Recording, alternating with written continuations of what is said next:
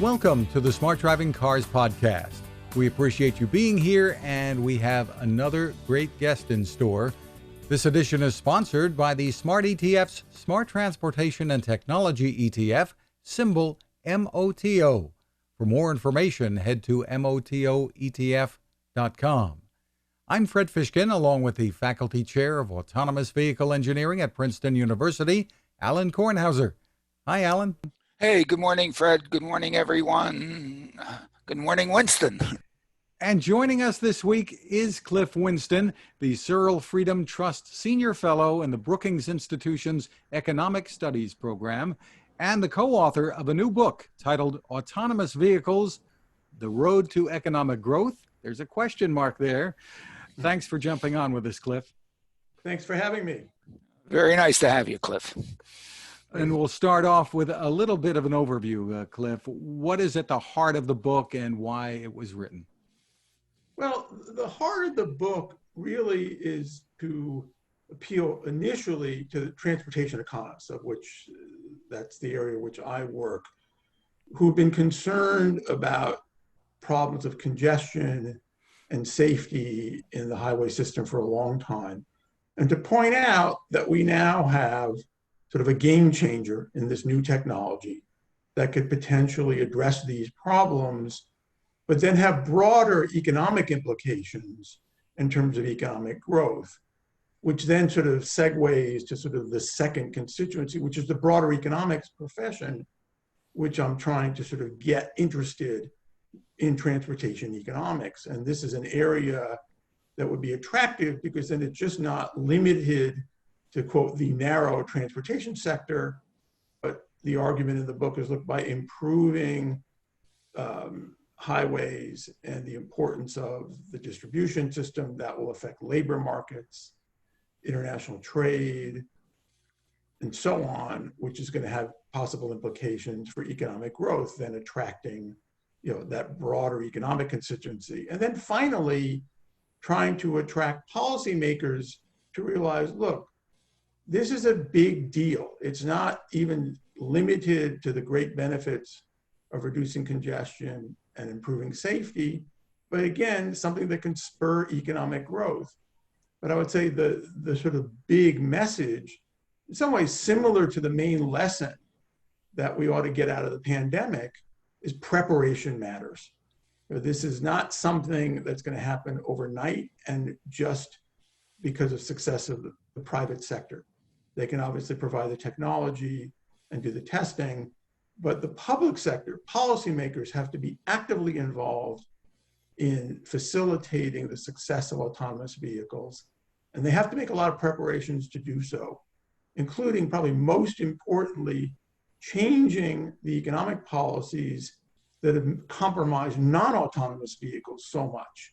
So in a sense, it's sort of intended to be a warning to try to get public policymakers on board and to start taking actions now to prepare the world for autonomous vehicles. Well, what are some of the things that you would advocate that they do? I suppose that's what they would ask you. What do you mean? Okay, so the three obvious things. First, nationally, we've got to get the plan in place for testing and adoption. At this point, we've just had sort of a very decentralized approach. Certain cities and states are doing this, but this is really something that the federal government should and is really ultimately responsible for taking the lead on. The legislation never passed in Congress, and it's unfortunate, it should have, which would have got things going. NHTSA on its own could have taken the lead, and they haven't done so thus far. So first and foremost, get a plan in place for testing and adoption. Secondly, the federal government, probably again in coordination with states, has to start getting a plan in place for saying, look, we need to upgrade the technology on the infrastructure for autonomous vehicles really to work successfully. Now, this is something, again, that you can work on with the automakers, but this is not just going to be something that cars are driving by themselves without any communication with the network, not to mention, of course, each other. And so various states independently are doing things like this, but some states are not. And I find it interesting that even certain states are in the weeds, for example, in trying to prepare for autonomous vehicles. For example, dots are something that autonomous vehicles do not like. Those are those rumble sort of things that come out of the road and let you know that you're going into another lane. They don't like them, and they want to see lines. And so, I'm aware of efforts in California to remove dots on highways and start painting lines, which autonomous vehicles like. So that's a small thing, but just sort of an example of preparing your infrastructure for autonomous vehicles. Then, most importantly, from an economic perspective, all the inefficient policies that have compromised non-autonomous vehicles, the lack of congestion pricing, the lack of efficient investment, all those kinds of things, the lack of adoption of technologies that can improve safety, traffic flow, and the like, all those things that people have been criticizing for decades, they really are going to come home to roost and make it very difficult for autonomous vehicles if they're not addressed. One quick example, consider the damage that potholes cause to cars. And the argument, certainly by economists and even engineers, that we need to change our pricing and investment policy for trucks, both to have axle weight prices to encourage trucks to use more axles that do less damage to the road, and then optimal pavement durability, make the roads thicker and more resilient to damage to pavement. Those are policies that would improve the condition of the pavement and reduce potholes, right? We don't have that, and we continue to have the kind of damage we have. Autonomous vehicles are going to have trouble with potholes. They're not going to really know what to do with them. They'll either run over them, which obviously isn't good for the vehicle, or they'll try to go around them, but obviously that's going to cause problems to the traffic flow. So that's just an example of a long-standing inefficiency in highway policy that really needs to be remedied to make autonomous vehicles as effective as they could be. So yeah, Cliff, those are all really wonderful things. Let me see if I can ask some questions in a slightly different direction. Okay, I look at these things as the real opportunity is to level the playing field in mobility, and to look not necessarily at the maximizing of economic value. In other words, the integral of the economic distribution, value distribution over the population, but in fact to make it more level, more better distributed. And especially in the times that we're living in now, this is even more important.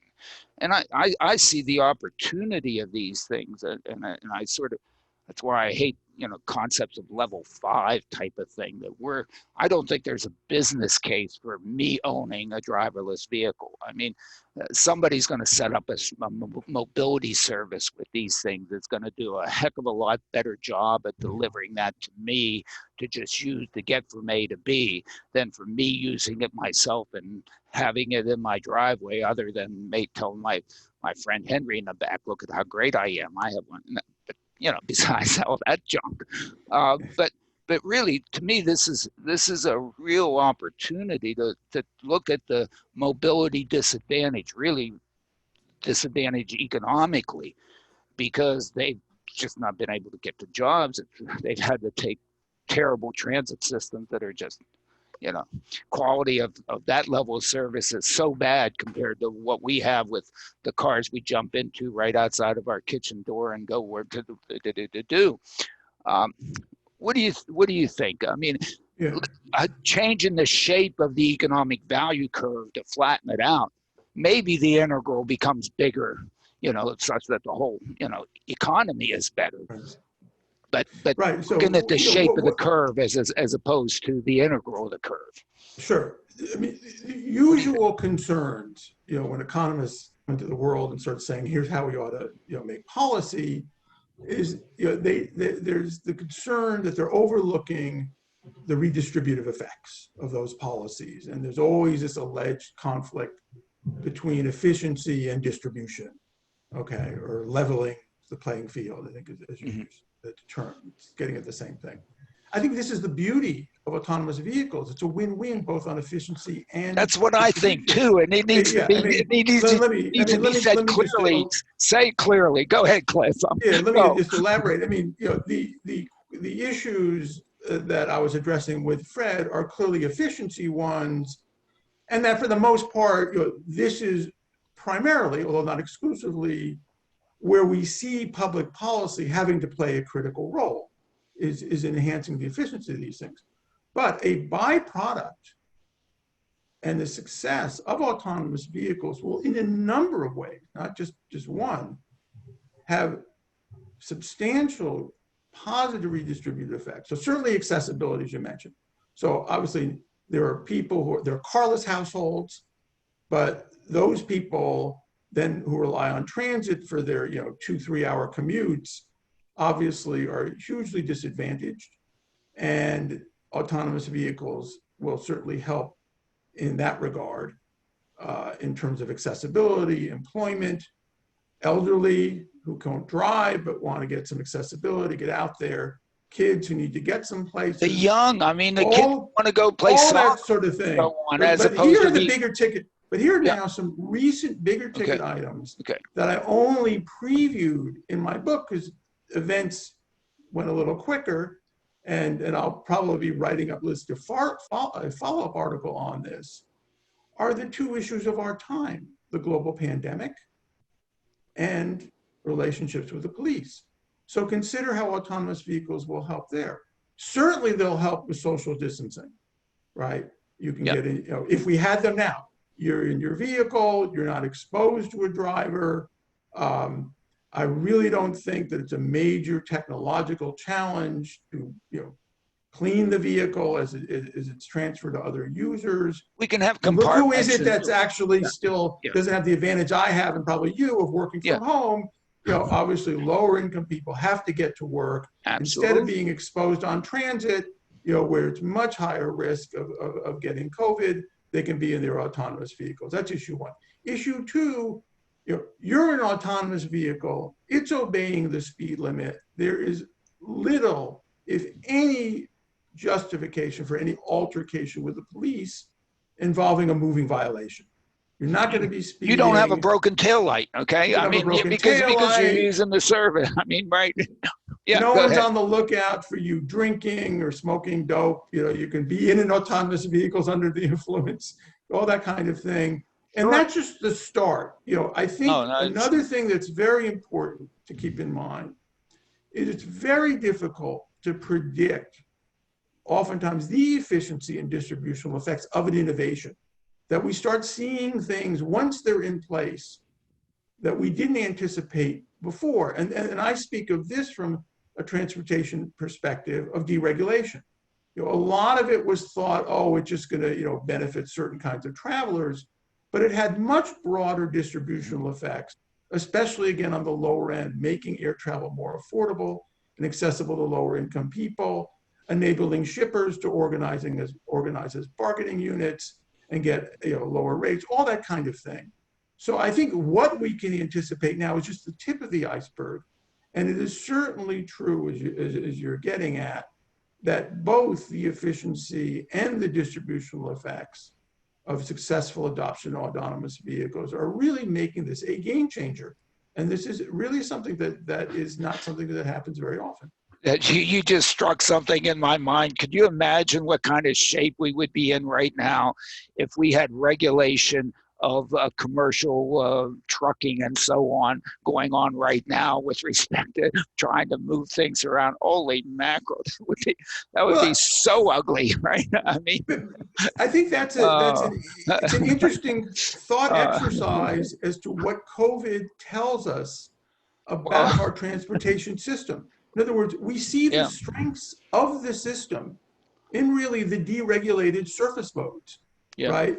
I mean, look how much the trucks and local deliveries have come through, right? Whether it's FedEx, Amazon, whatever, they're coming through. Railroads too, coming through, deregulated, not worried about route restrictions and all this There, kinds of there, stuff. there's But where have we had our there's food on problems? the shelves in the stores. Exactly. I mean, just think if there wasn't, if we were like, the Soviet Union pre the wall coming down, where there's two Right. pieces of sausage and Right. whatever in Right. the whole But darn where are place. the I mean, problems? look, The just think problems are where we more would on the be. public sector.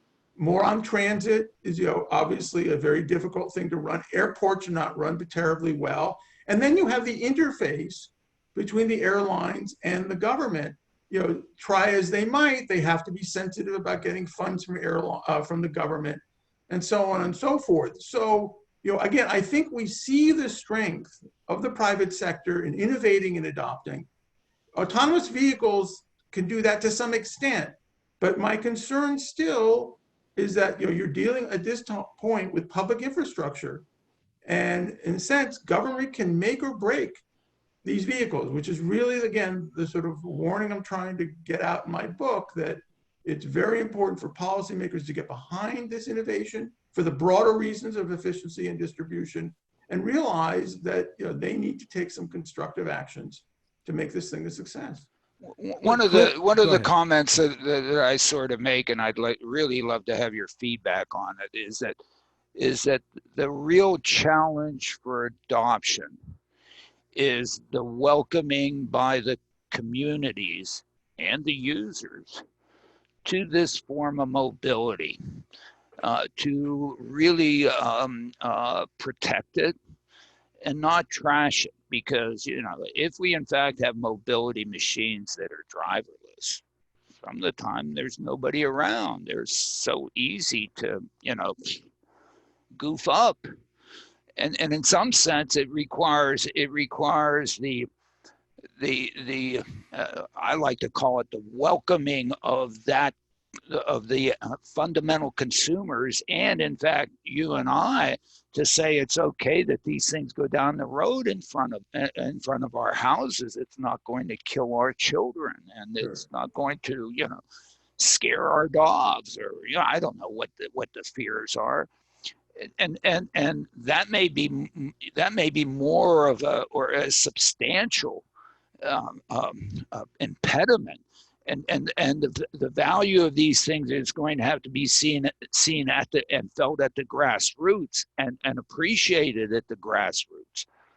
Else it may not happen. How does that happen?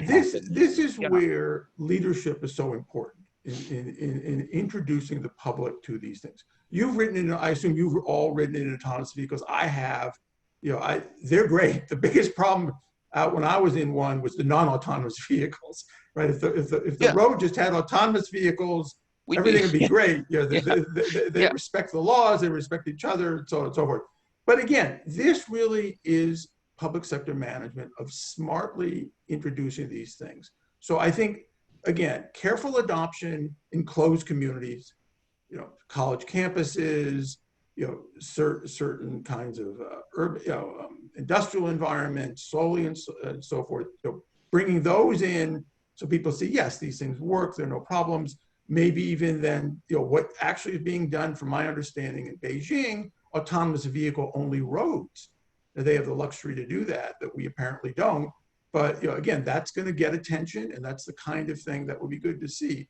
So I think the worst thing to do is just dumping them out there without any thought about how to slowly and carefully gain consumer attention and positive feelings toward them. And I think the way to do that is, first, careful environments where they're just around autonomous vehicles, and then slowly broaden to some more complex environments, and so on and so forth. But again, this is not something you or I can do. The truth is, this is something that really thoughtful policymakers must take the lead on that, and they need to strategize very carefully in thinking about how to do it, because obviously they introduced these things in a bad way, and we had many policies fail, because they've been just introduced in a bad way, and this can obviously set back the adoption. So that's the broad suggestions I can make, but in practice is what's going to count. Cliff, I think we can do, because of course I'm trying to do, and I think you can do also. I mean, the thing that I'm desperately trying to do is introduce these things in a community that really needs the mobility. Trenton, New Jersey. I mean, there are sections of this town that in fact, people don't own cars. They don't have the mobility. This is where the real value, the real improvement, leveling of the playing field could take, and bringing them so that that community actually appreciates and will, in some sense, protect it, use it, love it, champion it, welcome it, and so on. I mean, if we can get that sucker done, then in fact it can explode. I think, but that's not as simple. Yeah, well, again, you can start with that in something we have already, but you could even formalize it, and that's sort of these private van services. In certain urban areas, New York is known for this. I think maybe Atlanta too. You have these dollar vans that are largely just sort of running up and down, delivering lower income people to work. This is something that an autonomous vehicle could be introduced to do. You then get the benefit of what you're talking about, actually making a difference in people's lives in terms of improving their employment accessibility at a very low cost, and hopefully, and again, in a safe environment. It has to be safe. If it's not safe, it doesn't happen, right? I mean, we know that, right? Well, let's say that the cause gets set back. I mean, I mean, it's not going to be perfectly safe. So, some things are going to go boom here and there, but it can't be, hey, I mean, you look back and you ask yourself, how do we ever get aviation adopted in this country? I love that in your book. I love that in your book. Okay, no, I mean, you really think about just all the things that could go wrong, and obviously that was even, to me, a far more risky technology. And what was going wrong? I mean, it could and did and whatever and so on. But look at where we've ended up. I mean, right. Now it's it's obviously extremely successful in terms of the safety end of it. It's extraordinarily rare now. There's an accident, and even then there were great improvements pretty quickly on after the adoption. But there were obviously crashes, and people died, and it took a while. But somehow society was able to make the adjustment and saw it. I don't know the marketing, if you will, in those days. Maybe the liability lawyers weren't as powerful as they are now. But I think that that in some sense is the hope that I said that we can look back on. Look, we got this. Autonomous vehicles are far less dangerous and have in many ways as much potential as aircraft and airline service. So hopefully we can get some just intelligent management of public adoption. And I think it's really that more than anything. Yeah, Alan, with the community meetings, the point that Cliff made about the potential for fewer police stops, that hasn't even been brought up really in the community meetings, I don't think. But look at what it could mean. Oh, I mean, it's just so terrible what happens. We stop people because there's a warrant for their whatever, because they didn't pay or whatever, because they had a broken taillight in some community next to here, and therefore we stop them, we arrest them, we pile it on, and who knows? I mean, you can't get out from under these darn things. And why not? Don't get me going on that. I mean, why do we have policemen doing that? I mean, really? I mean, they're trained to deal with stuff that's really, whatever.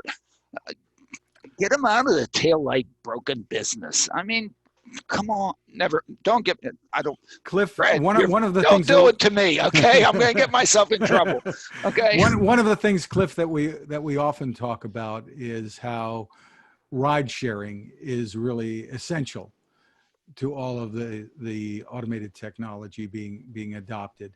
And I wonder what thoughts you might have. Essential for affordability, I think, because, but yeah, Cliff, what are your thoughts? What are your thoughts? Well, I was going to say what your thoughts are about the impact, long term or not, of the pandemic on this, and maybe an aversion to ride sharing.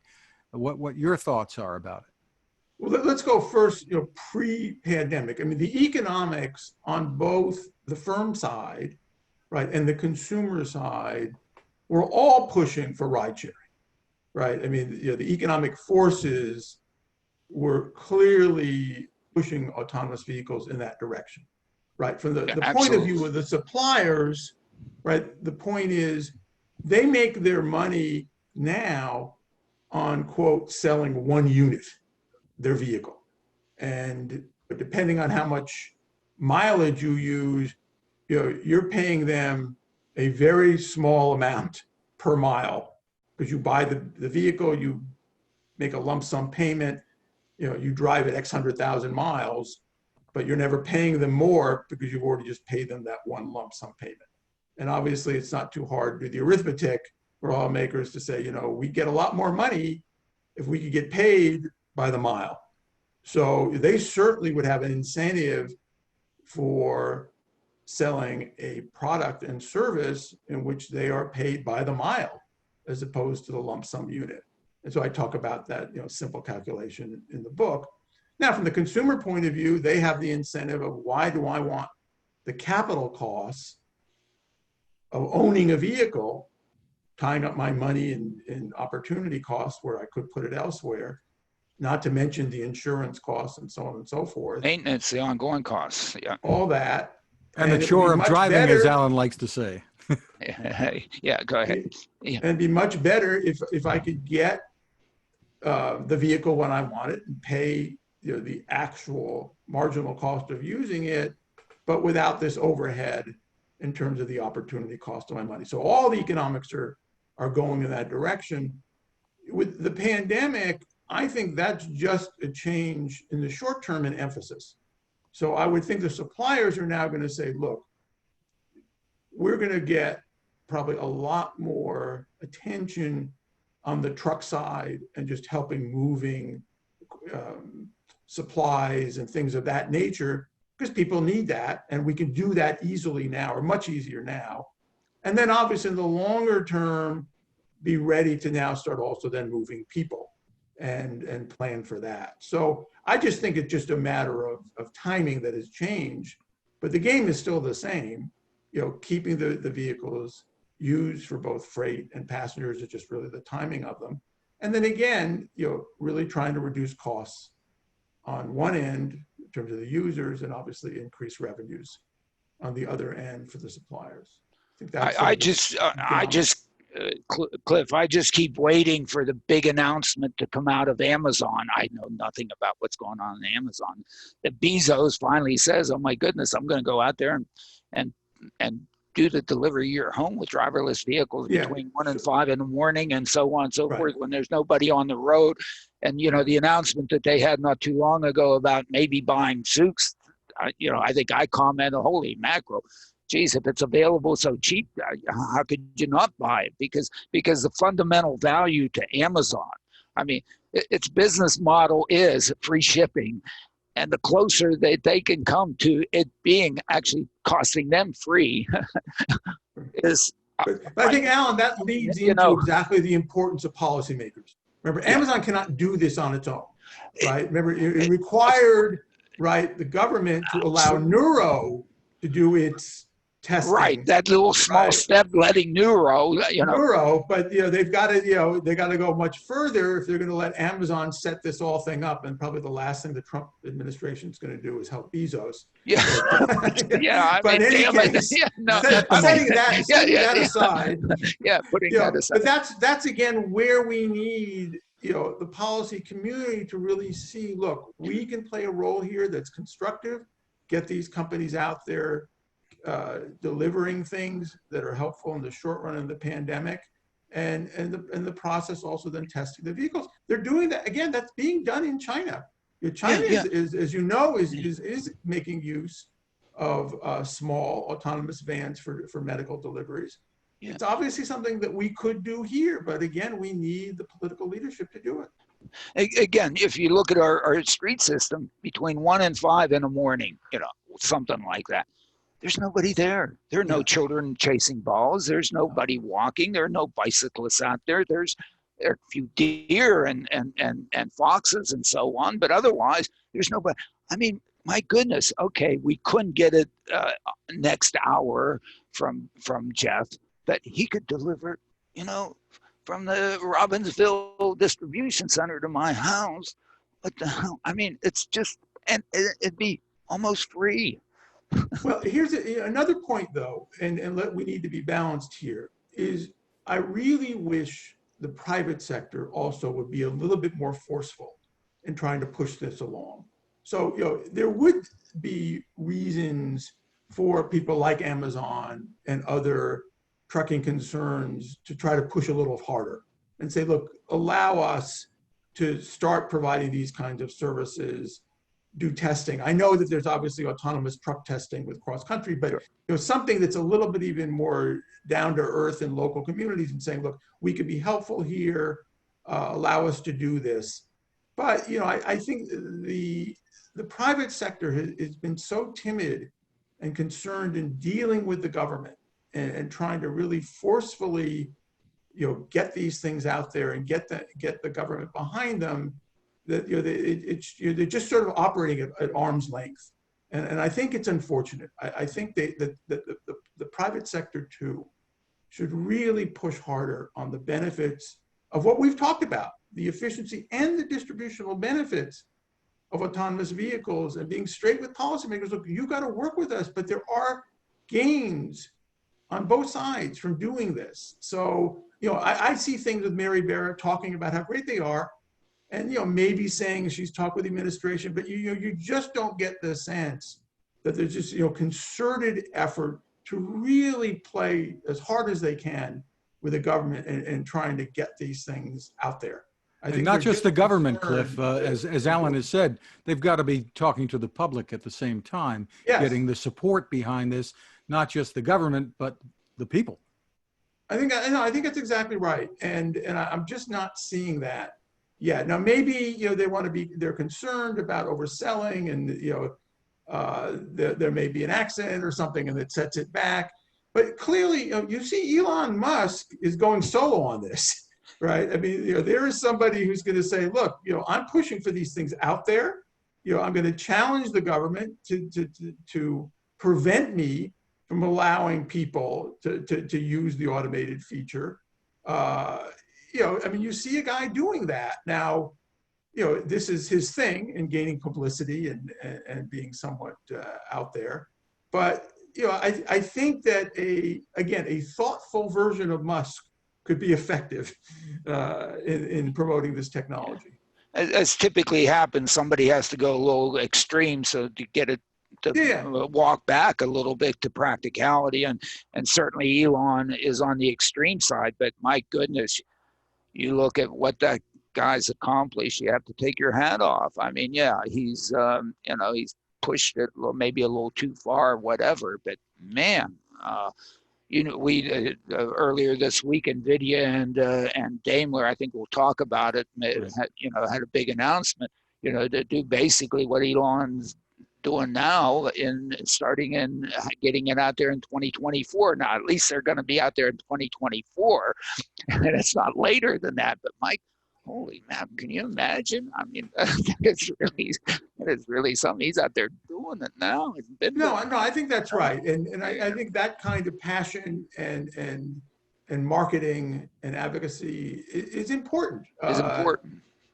And I think, doing that, again, in a somewhat thoughtful way in reaching policymakers in the community without appearing reckless. I'm a little me too. I'm a little concerned that Musk and Tesla might just go one step too far, and as I said, set back the cause a bit. Well, but, again, his heart's in the right place, and I just would like to see a broader community in the private sector moving in that direction. And again, reaching out to the public, as Fred says, this I think is quite important. Well, I've said that with respect to Elon with stupid summon.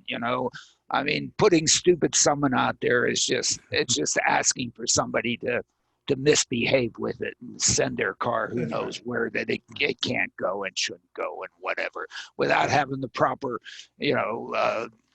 conditions on the use and whatever. But hey, I guess that's that. Hopefully, it's only a small price we need to pay to hopefully, it's only a small price. Fred, we'll continue in just a moment, but this is a good time to remind you about our sponsor, the Smart ETF's Smart Transportation and Technology ETF, symbol MOTO. To get more info, head to motoetf.com. And on their website, we should point out, it's a good idea to read the white paper they have there.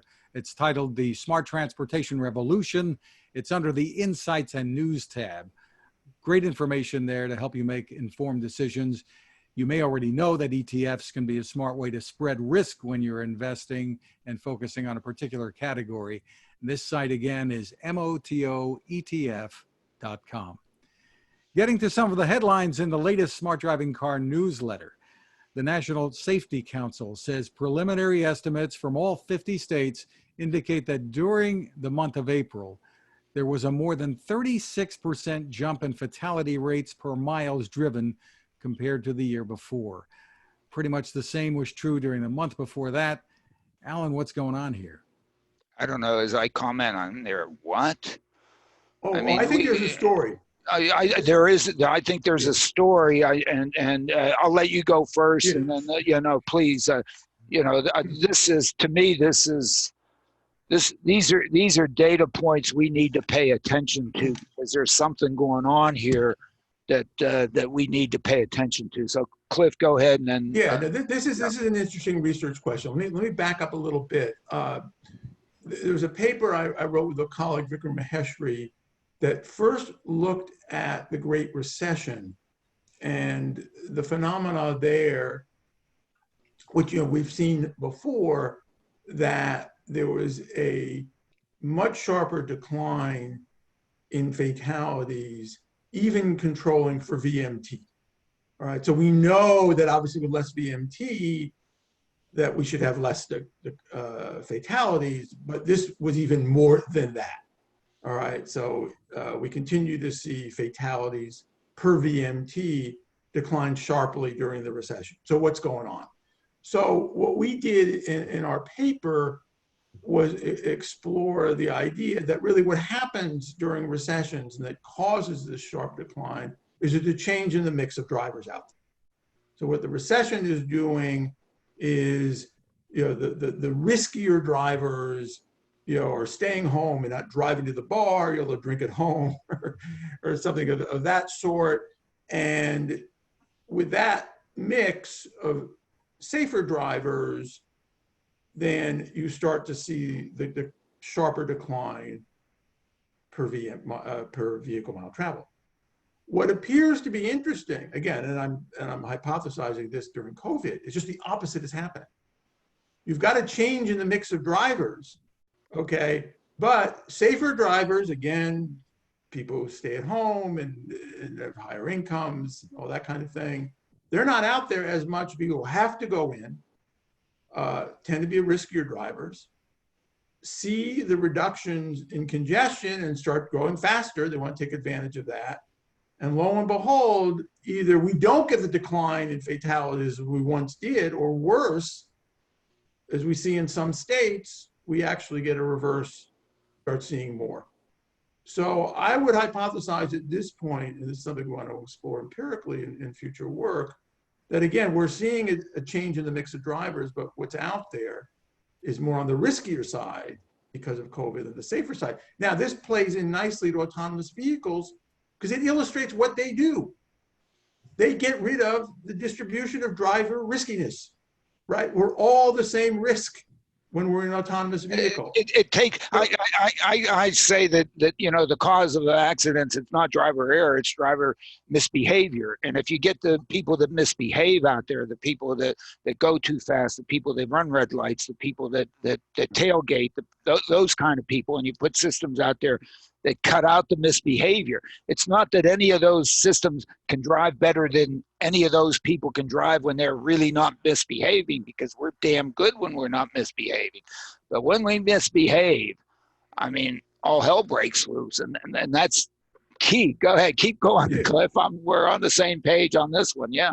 Right. So that's basically the whole point. That we know that driver accidents are a low probability event, but you're going to increase your probabilities in terms of certain endogenous choices. That is, these are things you decide to do. Yeah. I decide to run a red light. I decide to drink. Yeah, I decide absolutely. It's all misbehaviors. It's just not random. I mean, certain people who are more inclined to do this than others. And if we, again, can sort of eliminate those what we call endogenous choices and stick people in autonomous cars, then obviously that's going to make things much safer. And that's sort of I think ties in well to the differences we see in these shocks that change VMT, but wind up having different effects on fatality. What I'd like Alan, to you also point out that INRIX has data out on this. Yeah, too. INRIX has some data, but before we get to that, I think with respect to who's driving out there, I would really like to see the age distribution of the deaths in April and in March versus this year versus last year, because if it turns out that it's the 16, 17-year-olds, the 25-year-olds, which are typically your worst the drivers that have the highest probability of liability coverage. That's where insurance rates are higher for them for good reason. And in fact, those, if they're the ones that are actually out there and because of the pandemic have been maybe more cavalier about the pandemic stuff and have been out there, haven't changed their behaviors. Whereas the risky people, the old people like me, I won't include you, Cliff, or like whatever. I mean, heck, we've had driverless cars here since March. There are cars sitting in the driveway that aren't being driven. But you have all the people that are supposedly the safe drivers out there, the people that don't do those kinds of things. They haven't been driving. They haven't been going anywhere. They've been staying at home. And there may be, out of the distribution, as you point out, of drivers, there could have been a whole darn shift that in fact it'd be nice if we had data to be able to pursue and see to what extent we're correct in that assertion here. Let me also, though, stress another point. Again, accidents are difficult events to predict to a pretty significant extent. Yes, we can identify certain what we call observed characteristics, right? Age, right, education, income, these kinds of things, right? But there are also these stochastic things right. that matter. Right. I'm upset. I'm not paying attention. Right. I'm texting everybody when I'm driving because there may have been a heck of a lot more texting. Fewer cars out there, more texting. You run off the damn road, you're dead. Right. I'm pissed off about something. I'm stressed because I have to go into work. All these sorts of things that are unobserved, right, that undoubtedly are probably part of the increase in fatalities. So, and this has always been a problem, really, in safety analysis and policy, is that, you can target certain things, insurance companies try, right? But ultimately, really pinning down the riskiness of any individual driver at any critical point in time is very difficult. And obviously, if it were, we wouldn't have 40,000 people dying every year. We could come up with some policy that really could sort of weed out the ones that are risky and obviously take care of them in some way, or have policy that regulates them in some way. I don't know what that would be. But setting that aside, that gets back to what autonomous vehicles do. They're dealing with the unobserved factors. We no longer have to worry about, they're texting or they're pissed off or not paying attention, whatever. They're in that car. And that's just so important. And again, something that I think makes it clear, why these vehicles are going to do so much for safety. Alan, did you want to comment on what INRIX came out with? I think INRIX has been putting out some very good data simply because they have so many observations out there. I mean, they're claiming that their data that they're putting out is a representation of 10% of the daily trips, daily trips in the U.S. At least before the pandemic was, 1 billion, 1.2 billion trips a day. And they're out there, talking about processing 100 million of these things. Now, whether or not they're actually trips or their observations at a point or whatever and so on and so forth, I think there's some detail there. But what they end up having is in terms of at least a measure of the amount of activity that is out there on the roadway system both geographically distributed and temporally distributed. This is, this is data that we've never had opportunity to have before. So at least they can compare, what's been happening since they've had that data set, and they've done a very nice job. And I provide a bunch of links for people to look at and go and take a look at it. But I think it's really good. Now, whether it's actually vehicle miles traveled that they're actually computing, or just the number of observations past a point, which is not vehicle miles traveled. Somehow you need a function out there that takes that and says, hey, there's a trip from A to B and it went there and we counted up the miles and do. But short of that, I mean, it's really good stuff, and it's nice to see out there. What I've also been trying to find, and it doesn't see enormous lag, is to me, in terms of the amount of activity that's out there, I'd just like to know the number of gallons of gasoline consumed for which there was a gasoline tax paid. Since that's done at the wholesale level, that is a measure, of what's going on. Sure, there have been improvements in the efficiency of vehicles and the vehicle fleet, but that doesn't change all that much. Certainly not this year to last year. And to me, that's a real measure of the amount of activity that's been out there in the automobile or in the diesel area. But you have to only count the stuff for which there's gas tax paid for, and some, it's not completely straightforward. But I don't know, Cliff, what do you look at some of those measures out there that are the real indicators? Well, I think evidence on quote congestion delays. Yeah. Right. I mean, TTI, absolutely. Yeah, absolutely. TTI, does those kinds of things. I mean, we certainly see reductions in congestion. And frankly, just the limited time that I'm out on the road, that'll pretty much tell you that you're not seeing the backups that you once did. At least in my experience. I mean, it seemed like to me there was nobody out there. I mean, there's nobody out there. I mean, Jesus, it used to be. Well, never mind. Anyway, but it's actually good data. They've done a very nice job. Can they do better? Of course, we can all do better always, but it's really good. We were talking about trucking before. New Flyer of America, which is part of the NFI group, top independent bus manufacturer, is saying it will. This isn't trucking. This is buses. They're saying they'll deploy 3 40-foot electric transit buses in Connecticut in an automated driving demonstration project. I guess this is a start up there. Yeah, I know. It's good to do. I mean, the thing is if you have a big bus, you're expecting a lot of riders. There means that there's a lot of people that contribute for a driver or an attendant, so you can afford it.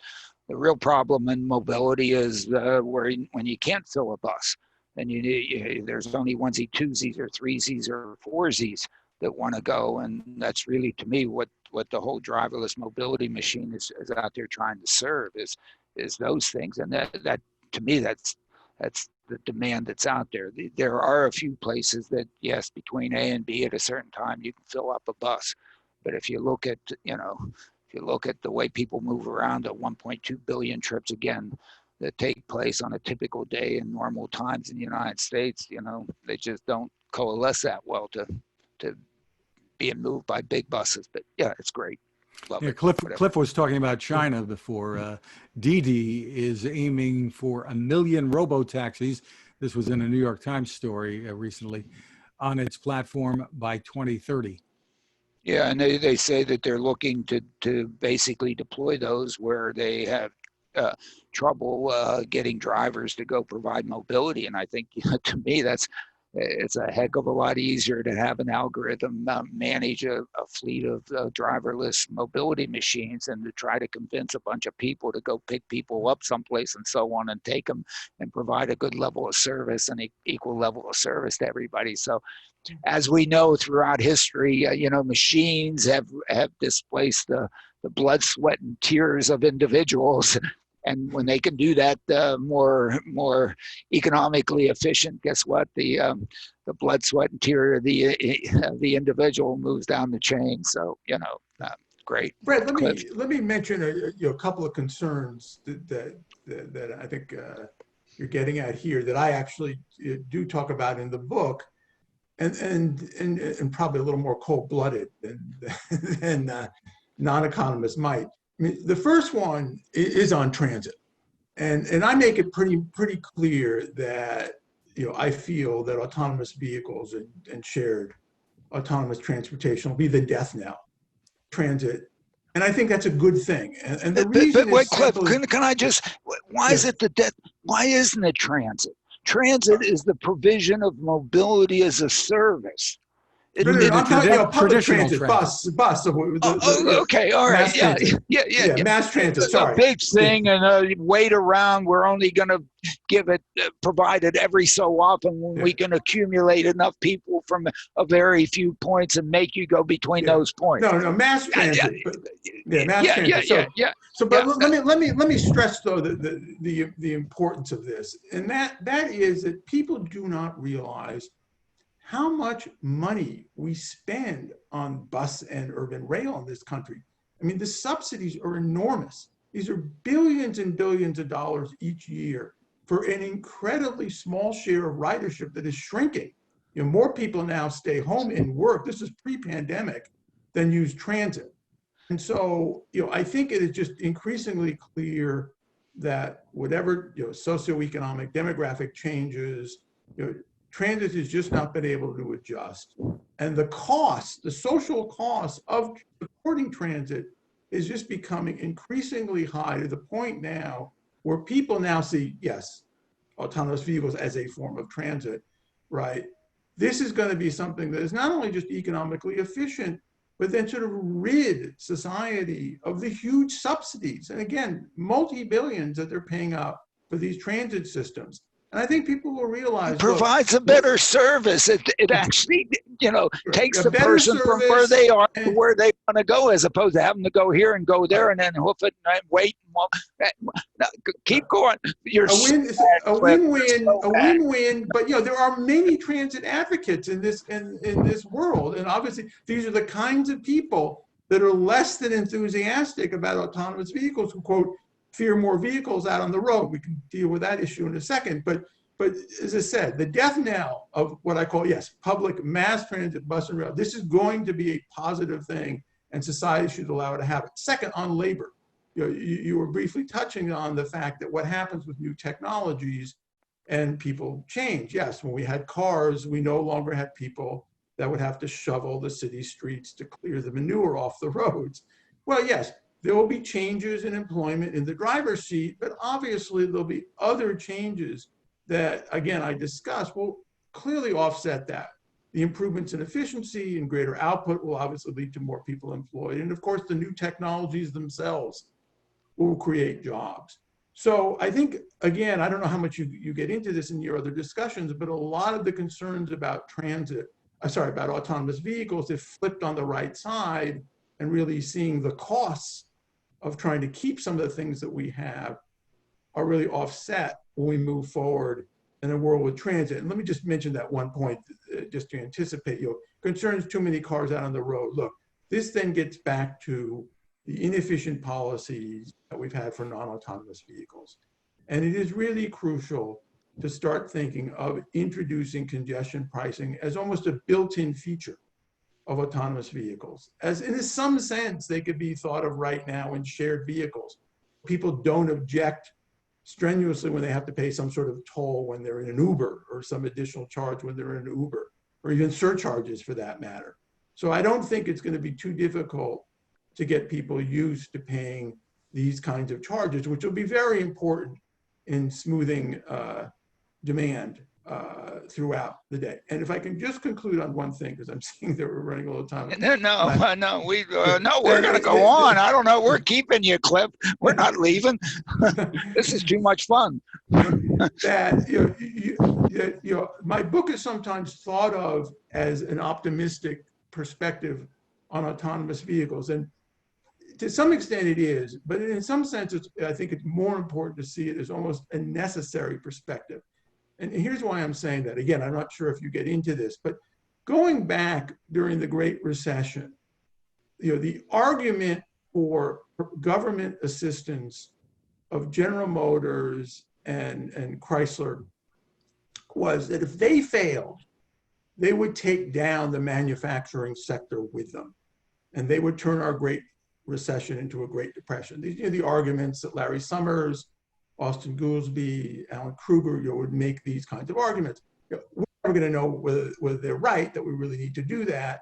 In full disclosure, Bob Crandall and I wrote an op-ed in the Wall Street Journal, said, no, we should actually allow for a reallocation of resources now and allow the Japanese automakers to pick up the trucks that those guys were producing and let the cars go, which is what they wound up doing anyway. But setting all that aside, it was really thought to be very important for the automotive sector to succeed. Well, if it was important then, it's important now, because obviously the auto companies are all in on autonomous vehicles, or autonomous EV. I mean, this is their future, right? They're not thinking that they're going to be, their future is in gas-powered cars. The technology companies are in. They better not fail. If they fail, we are really going to have one hell of an economic mess. If people thought there was going to be one just from GM and Chrysler going down, then you can only imagine what will happen if both auto companies and technology companies fail in their success at autonomous vehicles, right? So I believe with all the resources going into this, and obviously the huge incentives for success, and even the disincentives for failure, that there will be success. But if there is somebody who truly has some insight, and I've come across enough critics in the technology world about autonomous vehicles, they ought to be screaming from the rooftops that these things will not succeed, and not be the kind of people that, a lot of people were like this in the Great Recession. Oh, I knew there was going to be a problem, in the housing markets and banks and all that. Sure. I mean, they really need to do a public service and explain to the world why these will fail. Because if they do, it'll be calamitous. I don't think they will. And as I said, it's almost out of necessity. But I think that's a very important point to bear in mind how one's thinking about this. Well, I of course think I agree with you. I think that they're absolutely critical, and they're critical on the congestion side, because part of our congestion problem is that we're in the car by ourselves. Why? Because there's no mechanism for me to share a ride with my neighbors. We've not set up the communication, the infrastructure, anything like that. Although if somebody's providing a service, all of a sudden we may just haphazardly, we've got to get the ride sharing somehow, which is a problem. We get the average vehicle occupancy from 1 to 2, there's no congestion. Okay. And you don't have to go beyond 2, because right out there, it's really one. Anyway, that's one thing.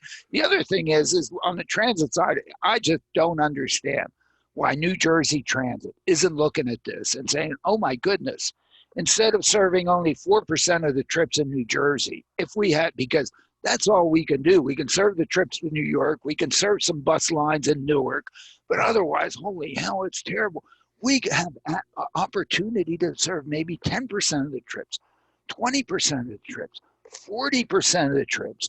If we can manage small vehicles to provide demand that is like what we provide ourselves when we drive. I've heard nobody in the transit industry even thinking about this as a great rebirth of mobility. Mobility as a service, if you want to call it. That's fundamentally what this provides, and the opportunity for them. Now, if they're not going to do it, then it's going to be a Waymo that's going to come in here and do it. It's going to be a Zoox. It's going to be an Aurora. It's going to be a GM Cruise. It's going to be a Ford Aurora. It's going to be a Didi. It's going to be an Uber, a Lyft, or somebody else that's going to do it. And damn it, New Jersey Transit's going to be out there. Okay, we'll run trains to New York. Great, whatever. I don't know. Great point, Alan. This is all so much fun. Alan, you had spoken before about the NVIDIA Daimler thing. Do you have anything more you want to add? No, to I that? think it's really good. I'm glad they're doing it. I think NVIDIA, in the end, to do this, you need the compute power. That has to be there. That luckily, that's a Moore's law type of thing, and all we need to do is wait a little bit longer, and it'll become twice as powerful and half as expensive. I mean, love Moore's law. Okay, wish more things. behave like Moore's Law, and it seems like it's still out there. Certainly NVIDIA has been pushing that. It's nice to see Mercedes out there doing that. But again, it's not to provide mobility to the 1%ers. It's not to give me, I already have 14 ways to get from A to B. I don't need a 15th way. To me, hopefully it gets down to, hey, let's go to places where it really can improve the quality of life to the people who've been left behind. But that's a whole other story. Yeah, we talked about it earlier.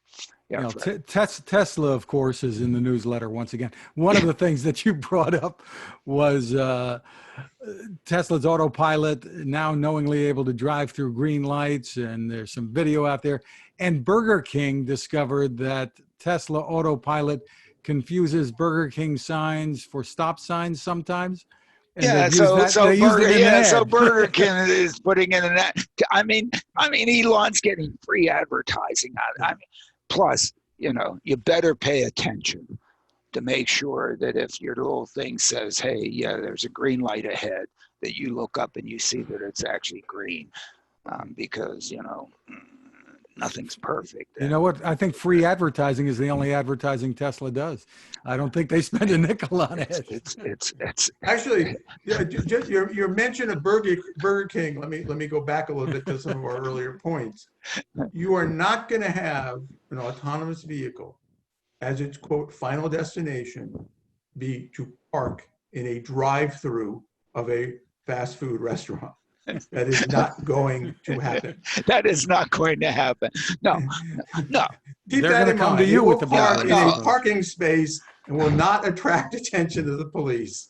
No. And for a lot of, absolutely. And hopefully we weren't at a point where we now send our car to go get stuff at Burger King. I don't think that's a whole Cliff. We have to have you back and we can discuss that whole thing. Okay. Go ahead, Fred. Finally, a moment of silence for Segway, which had been sold to Ninebot of China 5 years ago. And now comes word that production of this Segway personal transporter will end July 15th. No more seg holes. I mean, I don't know, whatever. Once again, that was supposed to be the transportation system of the future. Many years ago, I was the biggest fan of something called personal rapid transit. And I remember, I think it was the head of GM came up to me at a conference and put his arm around me and he said, Alain, personal rapid transit, the transportation system of the future, and always will be.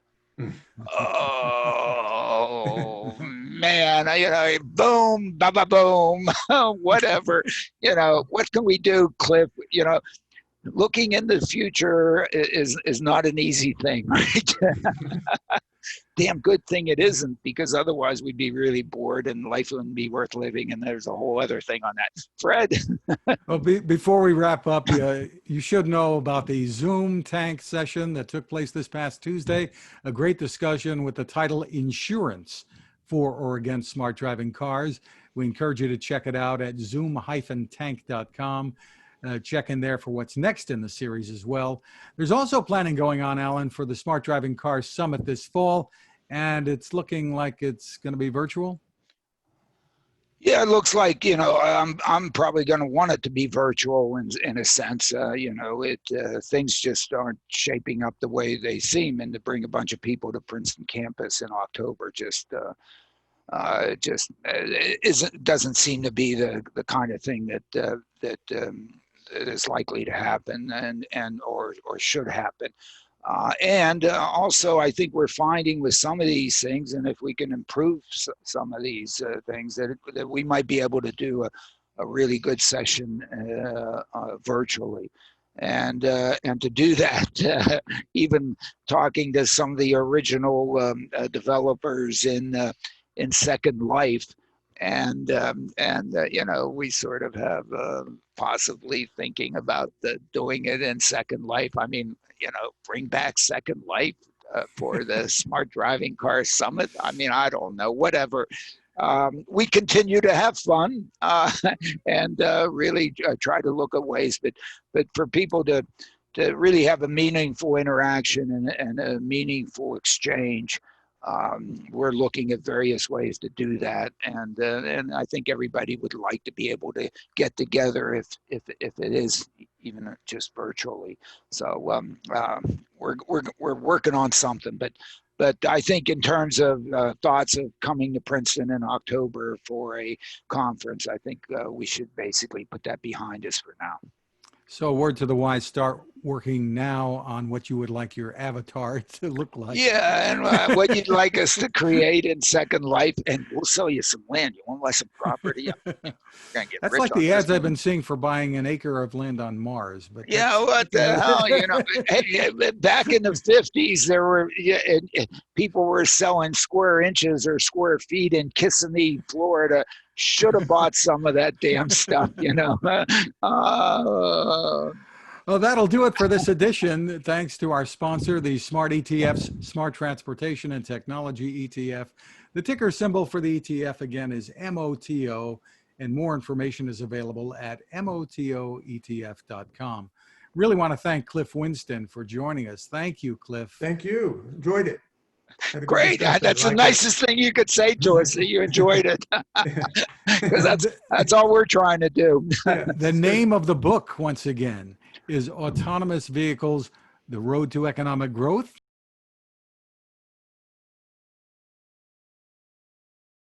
With a question mark. You can find us at Smart Driving. And the link to it, is on the Smart Driving Car e-letter, so you can go right to Amazon and order your advanced copy. And Cliff, where's the best place for people to go for more info on that and all your work? Oh, Brookings. I mean, just look at, I think the Brookings website should have that and has all the books. And just look for Cliff Winston. Under Brookings, yeah. You can find us at smartdrivingcar.com, also on Anchor FM, Spotify, TuneIn, Apple, Google, Spreaker, SoundCloud, wherever you get your podcast. Your smart speaker can play us too. You can find my tech reports at techstination.com. I'm Fred Fishkin, along with Alain Kornhauser. Thank you for listening or watching, and please stay safe. Thank you. Have a great day.